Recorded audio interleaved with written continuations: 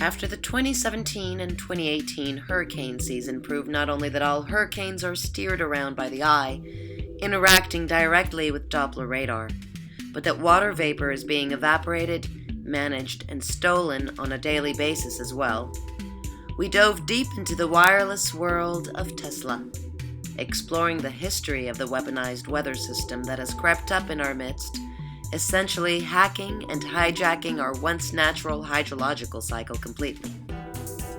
Continuing where we left off, we go back in time to see what other adventures and inventions await our beloved inventor, leading to the great discoveries that have today put us in this world of hot water.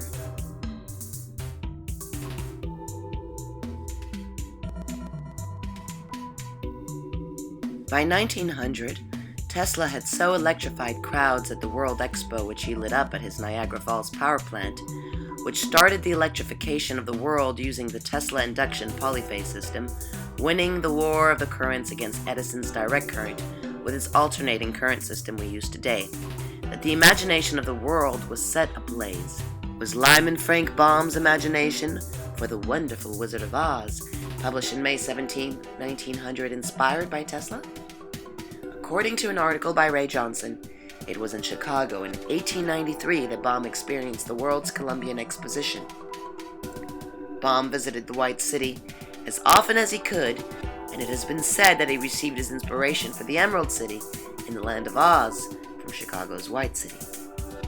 If Baum received the inspiration for his Emerald City from Chicago's White City, then it begs the question, who was the inspiration for his Wizard of Oz?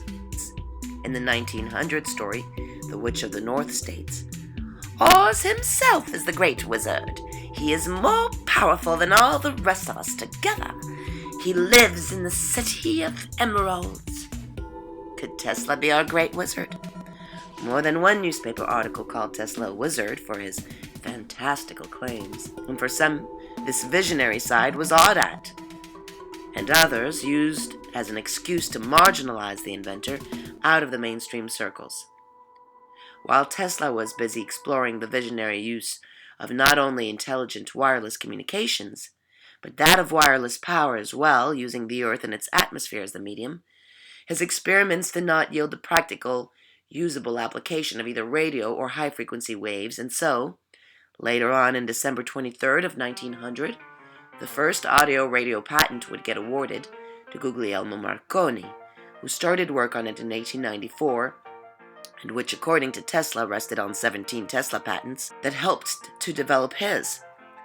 This fact is disputed by historians, but in 1943, several months after Tesla's death, the courts would decide. The Tesla patent number 645576, applied for September 2nd, 1897, and allowed March 20th, 1900, disclosed a 4-circuit system having 2 circuits each at transmitter and receiver, and recommended that all 4 circuits be tuned to the same frequency. Tesla recognized that his apparatus could, without change, be used for wireless communication, which is dependent upon the transmission of electrical energy. In making their decision, the court noted, Marconi's reputation as the man who first achieved successful radio transmission rests on this original patent, which became reissue number 11, 1913, and which is not here in question. That reputation, however well-deserved, does not entitle him to a patent for every later improvement which he claims in the radio field. But why wasn't Tesla able to secure his patents earlier, at the onset of his discoveries? The answer is that while other investors were eager to capitalize on standardizing and commercializing their inventions for ready and practical applications, Tesla was busy dreaming big. Not just interested in the transmission of wireless signals, he was envisioning wireless power being released for multiple applications of far-reaching advances, including but not limited to weather control and energy transfer effected over long distances. Though Tesla had provided so much to humanity already at that time, he was not immune from making extraordinary claims such as those after his signaling experiment of great power, where Tesla claimed to hear others signaling, which according to him most probably came from another planet, such as the Moon or possibly Mars, which was closer to Earth at the time. Newspaper articles at the time went wild with the claims, although it has been hypothesized that he may have intercepted Marconi's European experiments in July of 1899, when Marconi may have transmitted the letter S, ... in a naval demonstration, the same three impulses that Tesla hinted at hearing in Colorado, or signals from another experimenter in wireless transmission. The source of the signaling aside, one thing was for certain. Tesla's Colorado Springs lab were the only high-voltage, high-frequency electricity experiments in wireless power transmission of its kind at the time. And later that year, after making his final entry in his Colorado Springs journal on January 7, 1900, Tesla would be granted patents for a system of transmitting electrical energy and an electrical transmitter. By June 1900, the Century magazine published a sensational article written by Tesla, The Problem of Increasing Human Energy. In this interesting article, he described his detailed and futuristic vision and explained about some means of tapping the sun's energy with using an antenna, suggesting that it should be possible to control the weather with electrical energy. The greatest objective of such system would be to be able to control machines wirelessly, and war would no longer be possible. J.P. Morgan, the most powerful figure on earth, read the article wrote by Tesla and quickly caught his attention, and then the inventor became a frequent guest in Morgan's home. He proposed the scheme to the inventor of the World Wireless System for communications to relay telephone messages instantly across the ocean to broadcast music, news, stock market reports, private messages, secure military, non-interferable communications. March 1901. As soon as the papers are signed on J.P. Morgan's secured loan, Tesla starts building Wardenclyffe with Westinghouse hired for the electrical designs. Morgan believes he is paying to build a transmitter to signal Europe with. Wireless Energy Patent 685957. Apparatus for the utilization of radiant energy issued. Other patents filed for, not to come for another 4 years. While Tesla was struggling with funding issues from a reticent J.P. Morgan and other unforeseen construction misfortunes, Marconi would beat Tesla to the punch of sending the first telecommunication signal across the transatlantic. While Tesla's tower was getting built between phases of funding to accommodate some of Tesla's loftier ideas, Marconi's device needed less power, resources, and money.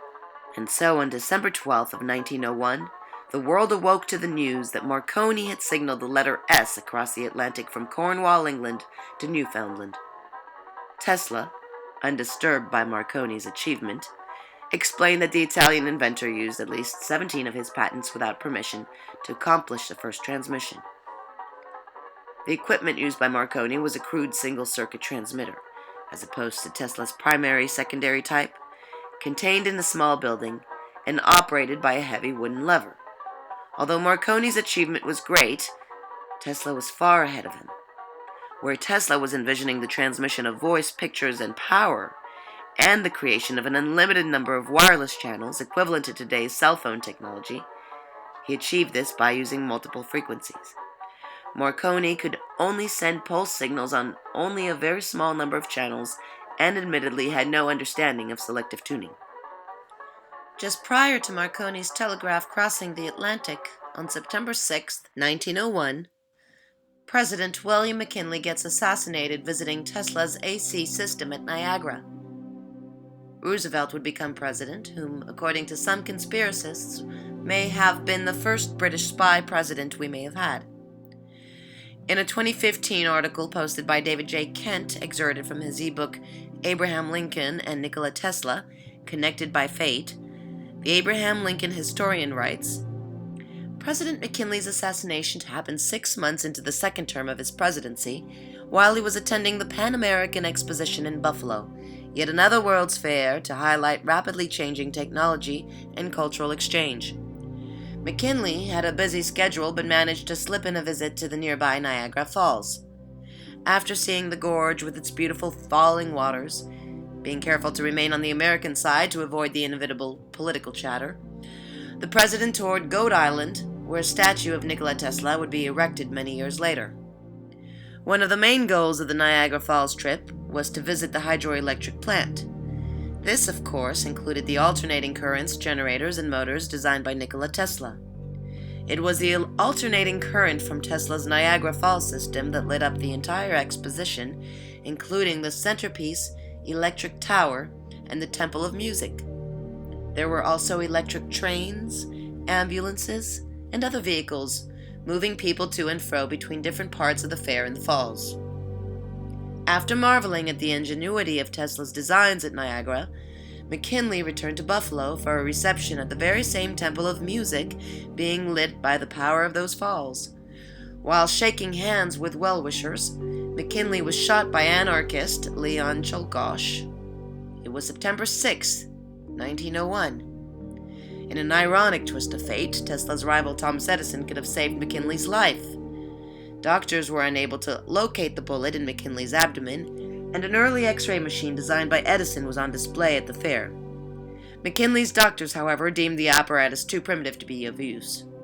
Edison quickly sent his most modern X-ray machine from New Jersey up to Buffalo, but aides to the president refused to use it for fear of radiation poisoning. While McKinley at first appeared to be recovering, gangrene set into the wound and he died on September 14th. Edison's machine sitting nearby unused. In a great 2012 article in Erzjamu's blog, Leon Czolgosz, convicted assassin of President William McKinley, was Surratt II, according to a report by Anton Chaikin, British Assassins of American Patriots, EIR Volume 25, Number 14, April 13, 1998, available as a PDF file on the Internet. John H. Surratt and his mother Mary Surratt helped coordinate the murder of President Abraham Lincoln, according to Chaikin.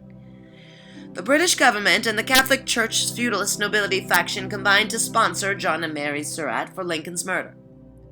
The deep background implicating the British aristocracy, and especially Britain's Rothschild central banks and its satellites, in the killing of Abe Lincoln is detailed in my book, What Would Millard Do? The assassination of William McKinley is Surratt II, according to Chaikin. Contrary to some critical opinions of President McKinley, others see McKinley in a positive light. William McKinley, like President Millard Fillmore, favored a strong tariff. This was good to the British free trade diktat. Vice President Theodore Roosevelt is the bad guy in this interpretation. T.R., Teddy Roosevelt, was a pawn of the British fancy lads, their aristocracy and its minions. Reportedly, James Bullock, under uncle of T.R., had been a high-ranking member of the Confederate Secret Service and had mentored young Theodore. In the hasty trial of Leon Czolgosz, from whose handkerchief emitted gun sounds in the vicinity of President McKinley on September 6, 1901, Czolgosz was defended by attorney Robert C. Titus. Titus served on the Supreme Council of the Scottish Rite Freemasons. He was, for many years, the director of the relations of U.S. Freemasons with the British Mother Organization. President McKinley himself belonged to the Freemasons. He had been initiated into Hiram Lodge No. 21 on May 1, 1865. Leon Czolgosz belonged to a secret society, the Knights of the Golden Eagle. Source, United States Congressional Serial Set, issue 7607, page 66. The KGE had been founded in Baltimore in 1872. The KGE was militaristic, with a Christian slant, not unlike the citizen militias of the 1990s. As for Emma Goldman, inspirational figure of Leon Czolgosz, she, while in London, lived in the home of her sponsor, arch-feudalist William Michael Rossetti, a British government employee. With his brother, poet-painter Dante Gabriel Rossetti, William ran the Pre-Raphaelite Brotherhood. This was a society of degenerate pro-aristocracy oligarchs determined to restore the irrational tyranny of the Dark Ages and to overcome what the British saw as a terrible engine of modern times, the American Republic. John H. Surratt, Surratt I, was a British tool. As has been sometimes happening today in Arab Spring and in Russia, secret agents had been imported into the Union prior to the Civil War, having as their mission to stir up trouble. When Abraham Lincoln helped withstand the British plot to divide the Union, their agent Surratt helped sabotage reconciliation between North and South by facilitating Lincoln's murder. Later, if Chaikin is correct, President McKinley was eliminated by Surratt II, Leon Czolgosz, serving as the patsy, for daring to oppose British dictates. It was September of 1901. Back then, the anarchists had been deemed the terrorists. In the previous 10 years, the Spanish Prime Minister, the French President, the Habsburg Empress, and the Italian King all had been murdered by these anarchists. In their spare time, the anarchists liked to read Prince Kropotkin and pamphlets such as The Science of Revolutionary Warfare, a handbook on the use and production of nitroglycerine, dynamite, gun cotton, mercury, fulminate, bombs, fuses, poisons, etc., etc. In Paris, anarchist bombings throughout the 1890s killed dozens. In 1886, the Haymarket Square bombing was blamed on the anarchists. Do we even know it was Czolgosz who was buried? A special grave was dug having vents. Large quantities of sulfuric acid were poured upon the remains. The body of whoever it was, Czolgosz or otherwise, would be completely dissolved within 12 hours. Source: Rochway Op site. EarthJamu.wordpress.com.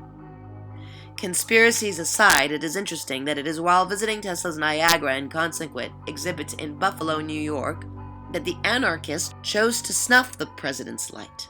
Also of relevant note, that if McKinley got shot on September 6th and died September 14th, it must have been about the 11th of September of 1901 that things took a turn for the worst for the president, who helped launch the American century, which would not end until September 11th, 2001. 100 years later. His current mission that he was about to take on was to rein in the trusts.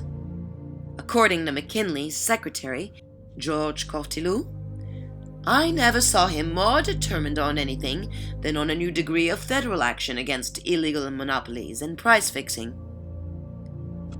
Well, it seems like it was McKinley that was fixed instead. According to an August 1902 edition of the Babylon Signal, Nikola Tesla asserted there was a similar powerhouse in Scotland, but where this enigmatic structure was built, if it was built in fact, or if it had ever been used remains a mystery, though there are a few indicators that it may have been located in or near Ayrshire.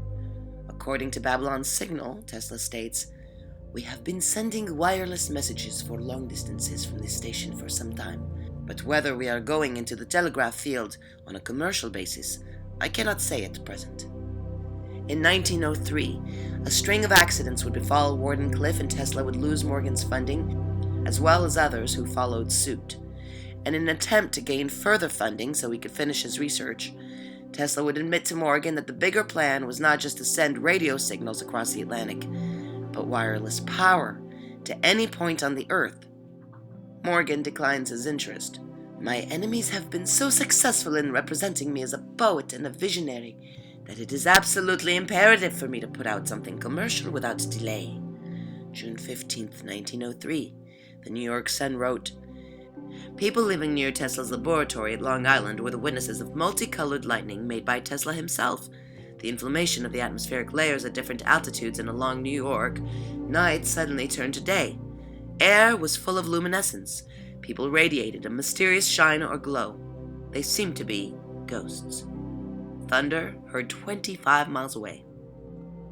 1904 would see Christian Holzmeier invent a signal radar for ships and fogs to avoid collision, and that year the government would begin using airplanes to conduct upper air atmospheric research, just 1 year after the Wright brothers were to take their historic first flight. 1905, the SS New York transmits the first wireless weather report received on ship at sea. Also that year, Tesla writes to Edison that he could have had wireless long-distance telegraphy phone 3 years earlier, 1902, were it not for a series of misfortunes. The Brooklyn Times of June 1905 reported, "From the time that Tesla secured the large tract of woodland, where the electrical plant is now situated up to the present date, Mr. Tesla has maintained rigid privacy about his methods and plans.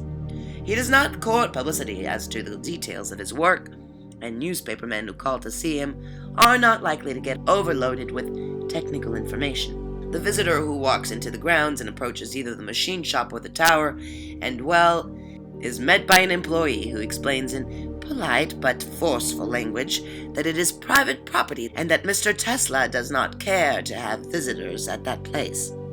Mr. Tesla claims that it is today possible to communicate between any 2 points on Earth, using the Earth as a conductor. From his plant at Wardenclyffe, he could run the electric motors and the big printing presses in the Brooklyn Times office. The Queer Tower has been taken for some newfangled kind of lighthouse, a wireless telegraph station and a pumping station. Every native keeps his eye on it in the hope that they may catch on to its secret, but as yet, all are in the dark as it's to its purpose. 1906, radio in Scotland, the Fessenden claim. Reginald Fessenden constructed a two-way radio transmitter receiver system across the Atlantic in 1906. He had initially planned to build it in Machrihanish in the countryside, in a country visible from Ayrshire, sitting roughly at the same latitude as Troon and Prestwick. But the project was abandoned after a storm felled the large antenna and radio shack already built on the site. The entire system was moved to England, where a successful transmission was received before the year was out. Also in 1906, co-designer of Wardenclyffe, Stanford White, is shot dead, allegedly by a jealous husband who happened to work for John D. Rockefeller. Despite being a believable cover story that made the headlines at the time, this murder allegedly happened to coincide with the accidental electrocution of another Wardenclyffe worker as well, and was called the crime of the century. Tesla broke, with multiple emotional and financial problems, stops development. His health collapsing and abandons the Wardenclyffe building. Allegedly. Morgan had already ruined Tesla financially by taking over the Westinghouse company and insisting that George Westinghouse stop paying royalties to Tesla. Tesla suffers a minor breakdown. 1907, March. French battleship Aina gets destroyed. Papers speculate by some sort of wireless energy blast. Speculation brings up Tesla's name, as many thought the explosion was caused by an electrical spark and the discussion was about the origin of the ignition. Lee De Forest, inventor of the Audion vacuum tube adopted by many radio broadcasters, pointed out that Nikola Tesla had experimented with a dirigible torpedo, capable of delivering such destructive power to a ship through remote control. Tesla also claimed that the same technology used for remotely controlling vehicles also could project an electrical wave of sufficient intensity to cause a spark in a ship's magazine and explode it. New York Times wireless caused Aina disaster? March 19, 1907, page 4, column 4. On March 19th, Tesla himself admitted this in a letter to the New York Times. Tesla further claimed that the spot at which the desired effect is to be produced can be calculated very closely, assuming the accepted terrestrial measurements to be correct. At that time, the explosion was blamed on saboteurs leading into the Spanish-American War of that year, before being later officially recognized as an ammunition explosion from within the ship.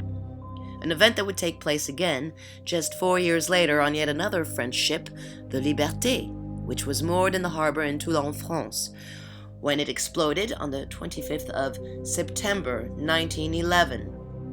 Liberty apparently suffering repeatedly on days tied to the numbers 9/11 by some strange synchronized fate, be it deliberate or accidental.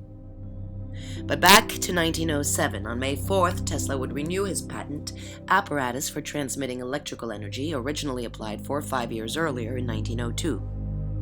The stock market panic of 1907 and subsequent crash was said to be staged to destroy Tesla, Astor, Westinghouse, and Heinz. J.P. Morgan bails out the U.S. government, while he and Morse plan the Federal Reserve at Jekyll Island, which would unconstitutionally finalize their coup against the sovereign American people, hurting them through fear, monopoly, and lies to separate themselves from being masters of their own purse, making them beholden to a private central bank instead.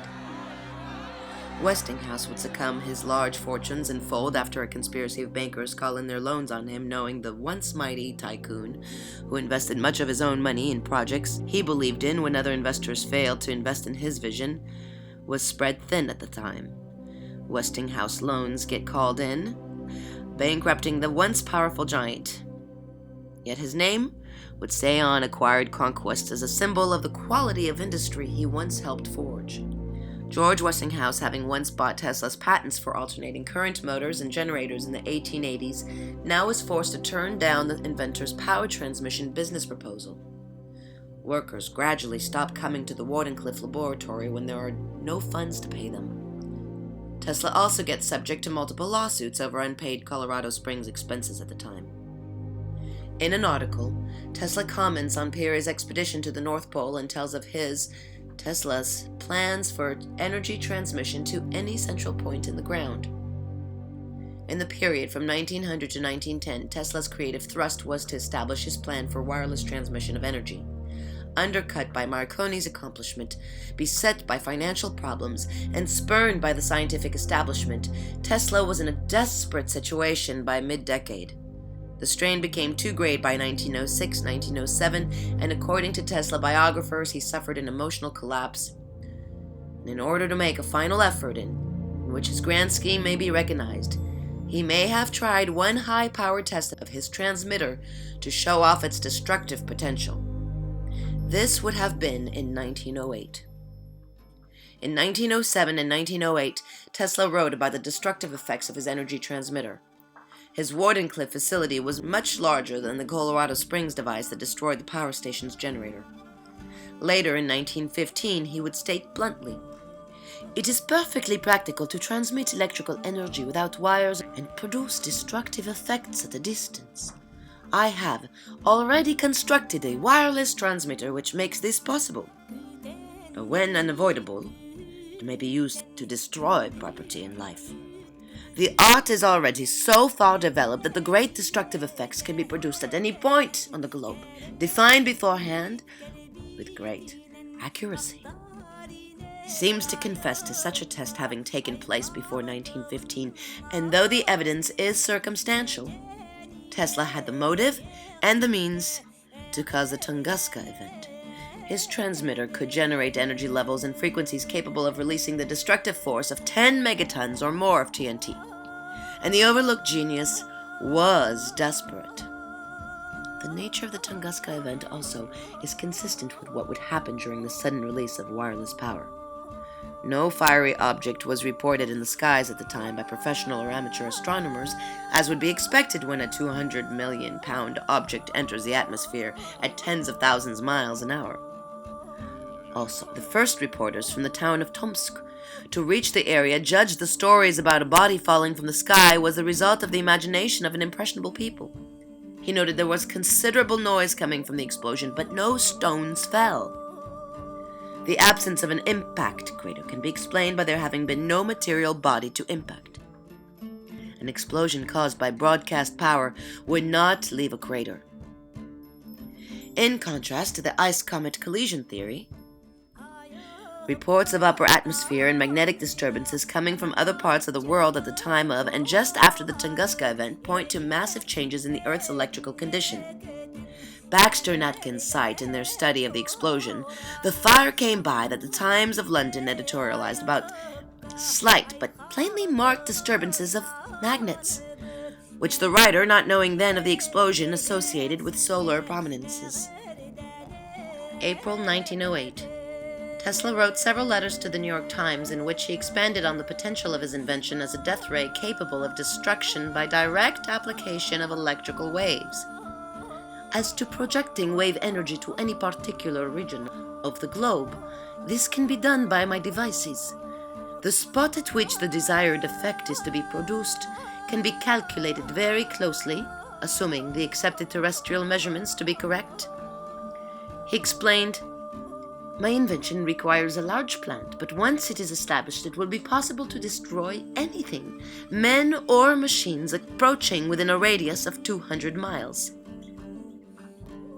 Just 2 months before Tunguska, he wrote tellingly, "This is not a dream. Even now, wireless power plants could be constructed by which any region of the globe might be rendered uninhabitable without subjecting the population of other parts to serious danger or inconvenience." Did Tesla, beset by financial problems and desperate for his Wardenclyffe plant to succeed, use it for precisely the purpose he described to the New York Times? June 30th. Tunguska event. At the time of the Tunguska blast, Admiral Robert Peary was camped out on Ellesmere Island in preparation for his bid to reach the pole. Tesla had made cryptic remarks about contacting Peary somehow, and had instructed him to watch the tundra for signals. What better way for Tesla to demonstrate the awesome power of his device to the world than to fire a bolt of energy toward Ellesmere and rip up some ice or cause a light show? Advocates of the theory that Tesla was behind the Tunguska blast claim his public stunt went drastically wrong, his concentrated wave of electricity overshooting its target and instead causing the explosion at Tunguska. Ground zero. News of full extent of Tunguska did not reach the rest of the world until 1927. Although the prevailing consensus as to the cause of the Tunguska blast and the explosion of a comet or meteorite in the atmosphere above the area, there are numerous reasons to doubt this. Several eyewitness reports describe unusual and prolonged lights in the sky, both before and for days after the impact, quite unlike those to be expected from a meteorite or comet. Even as far as England, the sky was lit up for days afterwards. Widespread reports of night turning into day flooded into the newspapers. One correspondent recounted how he was able to read a book illuminated purely by the night sky. Tesla specifically cited the ability of Wardenclyffe to light up the atmosphere on several occasions. "I have planned many details of a plant which would be amply sufficient to illuminate the entire ocean, so that such a disaster as that of the Titanic would not be repeated." Many of the eyewitnesses also described earth shaking, even before the explosion. Again, Tesla described how his device could shake the ground, even boasting on one occasion that he could shake the Empire State Building to its foundations. The meteorite theory is also undermined by the fact that no blast crater or trace of any meteorite had ever been found, despite exhaustive searches. At the time, Robert Peary was making a second attempt to reach the North Pole. On the evening of June 30th, accompanied by his associate George Scherf atop Wardenclyffe Tower, Tesla aimed his death ray across the Atlantic towards the Arctic to a spot which he calculated was west of the Peary expedition. Tesla switched on the device. At first, it was hard to tell if it was even working. Its extremity emitted a dim light that was barely visible. Then an owl flew from its perch on the tower's pinnacle, soaring into the path of the beam. The bird disintegrated instantly. That concluded the test. Tesla watched the newspapers and sent telegrams to Peary in hopes of confirming the death ray's effectiveness. Nothing turned up. Tesla was ready to admit failure when news came of a strange event in Siberia. On June 30th, a massive explosion had devastated Tunguska, a remote area in the Siberian wilderness. 500,000 square acres of land had been instantly destroyed. Equivalent to 10 to 15 megatons of TNT, the Tunguska incident is the most powerful explosion to have occurred in human history. Not even subsequent thermonuclear detonations have surpassed it. The explosion was audible from 620 miles away. Scientists believe it was caused by either a meteorite or a fragment of a comet, although no obvious impact site or mineral remnants of such an object were ever found. In the small Siberian village, herders of reindeer are awoken by a huge ball of light, followed by an enormous explosion. Seismic vibrations were recorded by sensitive instruments as much as 1,000 kilometers, 600 miles away. At 500 kilometers, 300 miles, observers reported deafening bangs and a fiery cloud on the horizon. About 170 kilometers, 110 miles from the explosion, the object was seen in the cloudless daytime sky as a brilliant, sun-like fireball. Thunderous noises were heard. At distances around 60 kilometers, people were thrown to the ground or even knocked unconscious. Windows were broken and crockery knocked off shelves. Probably the closest observers were some reindeer herders asleep in their tents in several camps about 30 kilometers, 20 miles from the site. They were blown into the air and knocked unconscious. One man was blown into a tree and later died. Everything around was shrouded in smoke and fog from the burning fallen trees. Some eyewitness reports. Irkutsk newspaper, Sibir. In the village of Nizhny Karolinsk, in the northwest high above the horizon, the peasants saw a body shining very brightly, too bright for the naked eye, with a bluish-white light.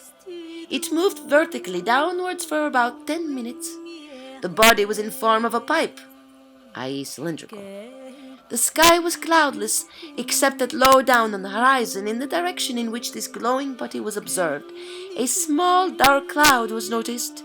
It was hot and dry, and when the shining body approached the ground, it seemed to be pulverized, and in its place a huge cloud of black smoke was formed, and a loud crash, not like thunder, but as if from the fall of large stones or from gunfire, was heard. All the buildings shook at the same time, and a forked tongue of flame broke through the cloud. The old woman wept. Everyone thought that the end of the world was approaching. 400 kilometers southeast of Ground Zero, witnesses in the town of Kirensk and nearby towns at the same distance recollected the fireball flashing across the sky in the following terms. A ball of fire coming down obliquely. A few minutes later, we heard separate deafening crash like peals of thunder, followed by 8 loud bangs like gunshots. A ball of fire appeared in the sky. As it approached to the ground, it took on a flattened shape. 60 miles from Ground Zero. I was sitting on the porch of the house at the trading station looking north. Suddenly in the north, the sky was split in two, and high above the forest, the whole northern part of the sky appeared covered with fire. I felt a great heat, as if my shirt had caught fire. At that moment, there was a bang in the sky and a mighty crash. I was thrown 20 feet from the porch and lost consciousness for a moment. The crash was followed by a noise like stones falling from the sky or guns firing. The earth trembled. At the moment when the sky opened, a hot wind, as if from a cannon, blew past the huts from the north. It damaged the onion plants. Later we found that many panes in the window had been blown out, and the iron hasp in the barn door had been broken. I saw the sky in the north open to the ground, and fire poured out. The fire was brighter than the sun. We were terrified, but the sky closed again, and immediately afterward, bangs like gunshots were heard. We thought stones were falling. I ran with my head down and covered because I was afraid stones may fall on it. 15 kilometers from Ground Zero. Early in the morning, when everyone was asleep in the tent, it was blown up in the air along with its occupants. Some lost consciousness. When they regained consciousness, they heard a great deal of noise and saw the forest burning around them, much of it devastated. The ground shook, and incredibly prolonged roaring was heard. Everything round about was shrouded in smoke and fog from burning, falling trees. Eventually the noise died away and the wind dropped, but the forest went on burning. Many reindeer rushed away and were lost. The very intelligent Russians soon put 2 and 2 together and approached Tesla on their own. Tesla approached the U.S. government first, but they did not want it. Later, he would offer it to the British government, but they were already aware of the military capabilities of electricity and had made use of radar during the war. When the grandiose plan of wireless power transmission was finally out of reach for Tesla, he wrote, "It is not a dream. It is a simple feat of scientific electrical engineering. Only expensive, blind, faint-hearted, doubting world. Humanity is not yet sufficiently advanced to be willingly led by the discoverer's keen, searching sense. But who knows? Perhaps it is better in this present world of ours that a revolutionary idea or invention, instead of being helped and patted, be hampered and ill-treated in its adolescence, by want of means, by selfish interest, pedantry, stupidity, and ignorance. That it be attacked and stifled, that it pass through bitter trials and tribulations, through the strife of commercial existence. So do we get our light. So all that was great in the past was ridiculed, condemned, combated, suppressed, only to emerge all the more powerfully, all the more triumphantly from the struggle. And here we are today, making the claim that directed energy technology is capable of moving power through the atmospheric medium, based not only on the direct evidence of the radar captures, which repeatedly prove this, but making reference to Tesla's work, suppressed for over a century, kept out of both the school history books and contemporary language. But was his directed energy work a secret no one knew about? Or are the discoveries Tesla made fully capitalized on and invested in today? Join us as this docu-series continues to explore not just the rest of the world of Tesla, but that of weaponized hurricanes and weather, aerosols, atmospheric rivers, microwaves, weather-making power plants, and the other elements that today put us in this world of hot water. To be continued.